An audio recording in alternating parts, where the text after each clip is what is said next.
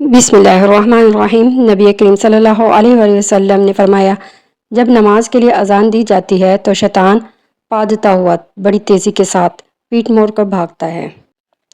تاکہ اذان کی آواز نہ سن سکے، اور جب اذان ختم ہو جاتی ہے تو پھر واپس آ جاتا ہے، لیکن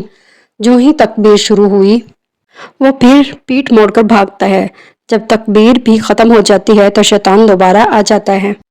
اور نمازی کے دل میں وسوسے ڈالتا ہے، کہتا ہے کہ فلاں بات یاد کر، فلاں بات یاد کر۔